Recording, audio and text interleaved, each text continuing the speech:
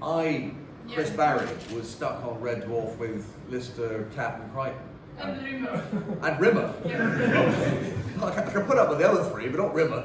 I have to. It's a big Starbug or Red Dwarf. Which ship? Let's make it Red Dwarf. Let's make it easier. Given Red Dwarf is several miles long, probably 7 miles long, isn't it? For the experts, I'd probably have an opportunity to get away from them. So that would be all right. You know, if we were on Starbug, I mean, I'd be out in the sort of cargo area, and that's it, sort of thing. But yeah, I don't know what I'd do. It would be very difficult to leave my life, my future, in the hands of four, you know, ne'er-do-wells, let's just call them. But I'd hopefully get a good laugh, that's for sure. Because some of the lines they come out with are quite funny. But yeah, I mean, they're. I'm sure Craig will have more to say about that when we arrive. Thank you. Next.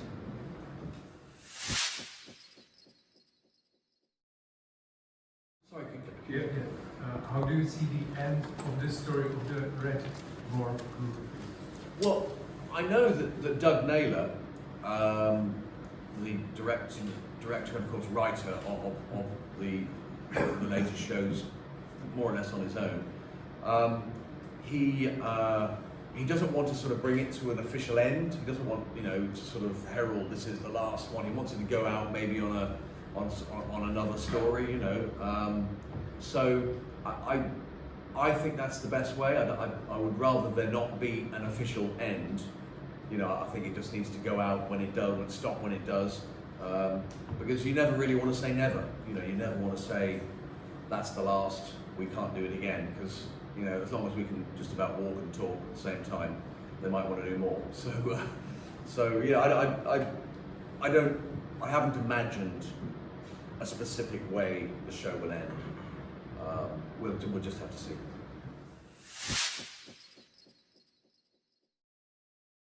Like putting an old jacket on, you know. Yeah. You, as soon as you get in the, like when we went back to Earth in 2009, we hadn't done any Red Dwarf for about 10 years. So as soon as you got the outfit on, the costume on, slapped the H on, you know, and started to rehearse the lines, it was like we hadn't been away. It was like, you know, we did this last week. So, and it's always exciting. For me, and I think for most good shows, the bedrock is the script. And we never fail in a read-through to be laughing at the script. And have you ever added something to your script, you know, from yourself? Well, yeah, you know, the longer the show has been going on, you know, when we're rehearsing scenes, we would sort of improvise a little bit because we know the characters quite well. Robert and Craig are the best at that, and they're brilliant. They can have Lister and Crichton go on forever, you know, and then Danny's pretty good as well. I'm probably the least capable in that department. You know, I like the script. Rimmer's written very well for me anyway, so as are the others. But yeah, there's a little bit of improvisation, but then it's blocked quite stringently for the cameras anyway. But yeah, Doug absolutely loves us to have an input, and Ed By, the director back in the day, would always be excited by the fact that we're going to be doing a little bit of improv. Yeah, great fun. But yeah, we have to script it tightly, ultimately, for the cameras. Thank you very much.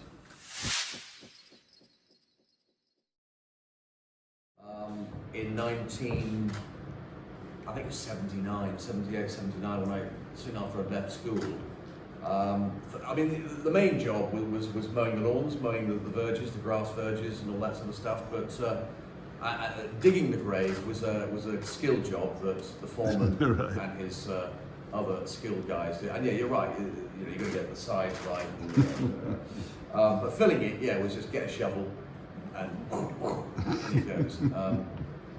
So and yeah, you know, obviously we were just labourers there, and the funerals that we did were, you know, we didn't know the people, but usually that sort of thing is done, you know, we came into it really after the funeral ceremony had passed. So yeah, it was just a labouring job really, that we turned the mowers off and went up with our shovels and You know, I was 18 or 19, so in the summer. Yeah, Summer job. we've all had those summer On a jobs. sunny afternoon in High Wycombe, you know, the things you do, eh? I know, It was a yeah. dead end job though. Next. Yeah, all the ones around funny. Favourite episode, what do you reckon? I like Back to Reality. Was that series 5, was it? Back to Reality, that's where we all, yeah, with Tim Sport, where we all wake up and think we're in a video game. I like that one. I don't really have favourite episodes, I have favourite scenes, you know, I have scenes that I really enjoyed filming. Like the scene with me and Crichton in Polymorph where he's trying to get my shrinking boxers off and he's got his growing attachments out. I know it's quite low humour, but it makes me chuckle, you know. So. And then Rimmer comes in and says, Crichton, you'll bonk anything. Yeah.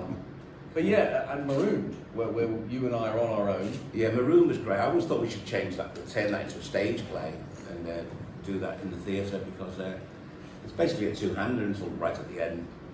I just think that was a perfectly crafted piece of comedy, really. I mean, it's all about the writing, isn't it? And the writers were really on form. And then, you know, it makes me and Chris's job so much easier when the writers, when the writing is so delicious, you know. Yeah. And there's nothing like the sense of power you get when you've got this line that you're about to say, and you know, when you say it, you're going to bring the roof off the place. You know, people are just going to laugh, and it gives you a peculiar sort of sense of, I don't know. Yeah, it just gives you a nice lift, you know. Yeah. It's great fun. Our audiences have been brilliant, you know. It's a proper audience show, so you know, we always like to do it with a studio audience, and you know, sometimes you know they were laughing too much, weren't they? Yeah, so keep it down a little bit. Exactly, yeah. No one's going to believe it. But then, exactly. You still get people saying, "Is that canned laughter or is that proper laughter?" But it's always been proper laughter with Red Dwarf. So. And it is done like a stage play. It's done like the sets are sort of like that shape. So the camera angles and the audience is there where you are, and it's done like a play really.